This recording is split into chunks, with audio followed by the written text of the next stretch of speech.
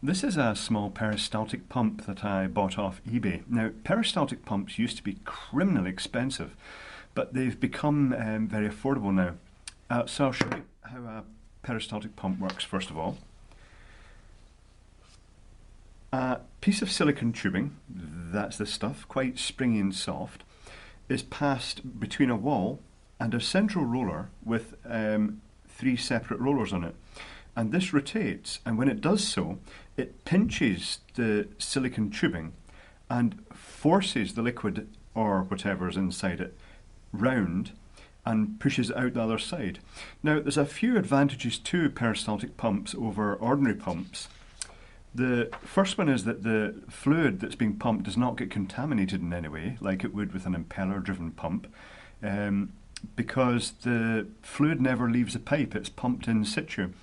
The other advantage is that it's very, very accurate. Because it really pinches this tightly, if you turn that a very specific number of turns or distance or run it for a certain length of time, it pumps a very precise amount of liquid, and this is why they're used as dosing pumps in various applications like medicine, the laundry industry and dishwashing industry, and fish tank dosing, and just loads of applications where you want to precisely measure liquid out.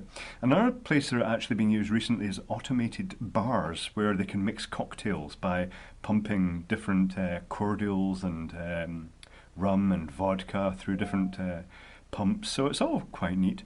So this one came from eBay. It cost about £10, including shipping, and it's really modular. If I squeeze in these little side grips, it slides off this shaft. This is a 12-volt motor. I believe you get 6-volt ones as well, but this one is a 12-volt one.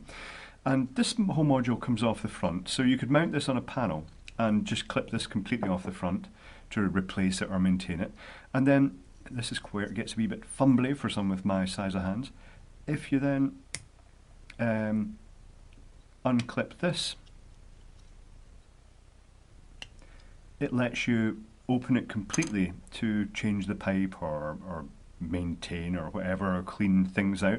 Occasionally the pipes do need changed. Now, what I really think is quite smart about this one, you can see inside, you can see the three rollers and the pipe being pressed against the outside wall. What I really like about this one, I'm just going to pull it all out here. You can see that to change the pipe, all you need is it's just an ordinary bit of pipe in there. It's got these little clips at the bottom that I think really they're sized to kind of grip it just a little bit and stop it being pushed completely out of the pump as it rotates.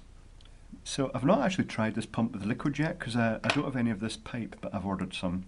So what's really interesting about this is I was expecting some sort of complex spring-loaded mechanism here, but these are just fairly hard little rollers, and they're mounted onto this sort of I don't know, alignment plate, spindle plate, but they're not being physically driven around directly on the plate.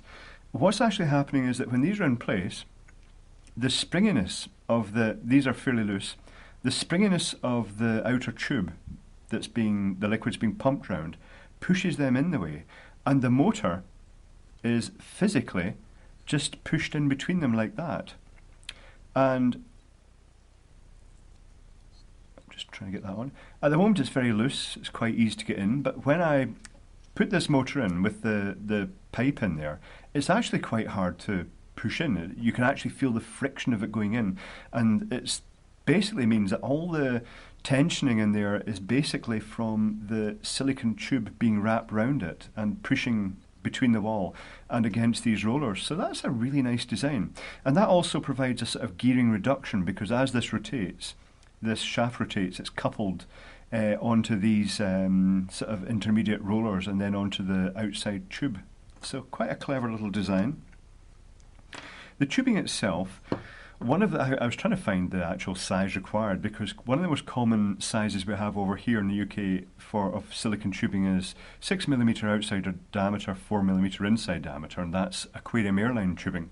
This stuff claims to be 4.7mm diameter outside and 2.5 inside. Now, I'm guessing the 4.7 is because it's a metric conversion from 3/16 of an inch. However, I noticed when I put this in, I have ordered standard aquarium size tubing because it was easier to get, and I just fancy trying it out to see if it actually fits in this in the first place, because I did notice that when you poke this in, and the only way, really easy way to get it in seems to be to actually squish it and poke it down the side of those rollers. I'm looking for something to do that with, and I don't see anything. Oh, yeah. I'll try not to poke it right through the silicon.